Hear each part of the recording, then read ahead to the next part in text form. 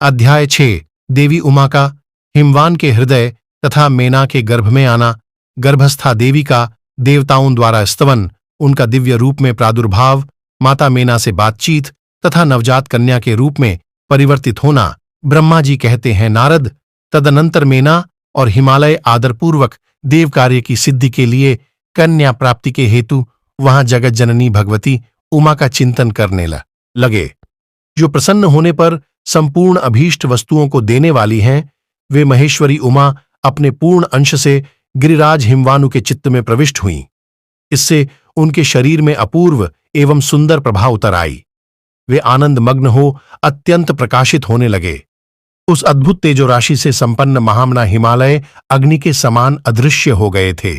तत्पश्चात सुंदर कल्याणकार समय में गिरिराज हिमालय ने अपनी प्रिया मेना के उदर में शिवा के उस परिपूर्ण अंश का आधान किया। इस तरह गिरिराज की पत्नी मेना ने हिमवानु के हृदय में विराजमान करुणा निधान देवी की कृपा से सुखदायक गर्भ धारण किया। संपूर्ण जगत की निवासभूता देवी के गर्भ में आने से गृप्रिया मेना सदा तेजोमंडल के बीच में स्थित होकर अधिक शोभा पाने लगीं। अपनी प्रिया शुभांगी मेना को देखकर गिरिराज हिमवान बड़ी प्रसन्नता का अनुभव करने लगे। गर्भ में जगदम्बा के आ जाने से वे महान तेज से संपन्न हो गई थीं। मुने, उस अवसर में विष्णु आदि देवता और मुनियों ने वहां आकर गर्भ में निवास करने वाली शिवा देवी की स्तुति की ओर, तदनंतर महेश्वरी की नाना प्रकार से स्तुति करके प्रसन्न चित्त हुए।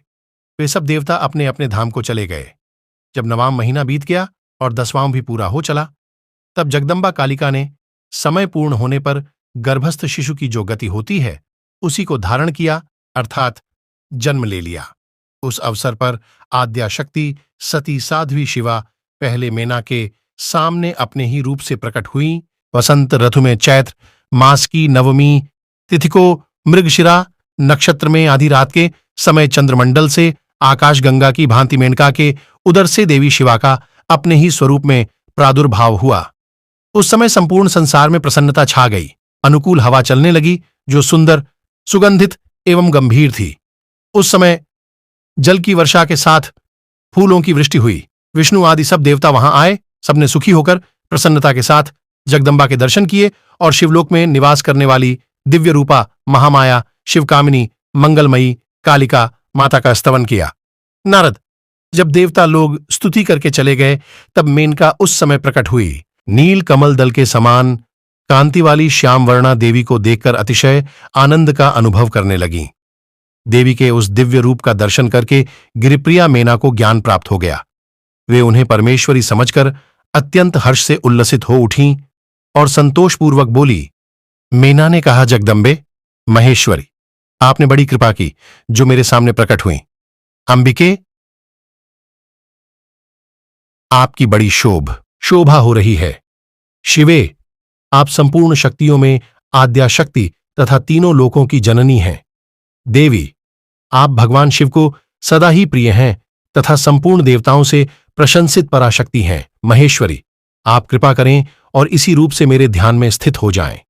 साथ ही मेरी पत्री के अनुरूप प्रत्यक्ष दर्शनीय रूप धारण करें। ब्रह्मा जी कहते हैं, नारद, पर्वत पत्नी मेना की यह बात सुनकर अत्यंत प्रसन्न हुई। शिवादेवी ने उस गिरिप्रिया को इस प्रकार उत्तर दिया। देवी बोली, मेना, तुमने पहले तत्परतापूर्वक मेरी बड़ी सेवा की थी। उस समय तुम्हारी भक्ति से प्रसन्न हो मैं वर देने के लिए तुम्हारे निकट आई। वर मांगो। मेरी इस वाणी को सुनकर तुमने जो वर मांगा वह इस प्रकार है। महादेवी, आप मेरी पुत्री हो जाएं और देवताओं का हित साधन करें। तब मैंने तथास्तु कहकर तुम्हें सादर यह वर दे दिया और मैं अपने धाम को चली गई। गिरिकामिनी, उस वर के अनुसार समय पाकर आज मैं तुम्हारी पुत्री हुई हूं। आज मैंने जो दिव्य रूप का दर्शन कराया है, इसका उद्देश्य इतना ही है कि तुम्हें मेरे स्वरूप का स्मरण हो जाए। अन्यथा मनुष्य रूप में प्रकट होने पर मेरे विषय में तुम अनजान ही बनी रहती। अब तुम दोनों दंपति पुत्री भाव से अथवा दिव्य भाव से मेरा निरंतर चिंतन करते हुए मुझमें स्नेह रखो। इससे मेरी उत्तम गति प्राप्त होगी। मैं पृथ्वी पर अद्भुत लीला करके देवताओं का कार्य सिद्ध करूंगी। भगवान शंभु की पत्नी होंगी और सज्जनों का संकट से उद्धार करूंगी। ऐसा कहकर जगन्माता शिवा चुप हो गईं और उसी क्षण माता के देखते देखते प्रसन्नतापूर्वक नवजात पुत्री के रूप में परिवर्तित हो गईं।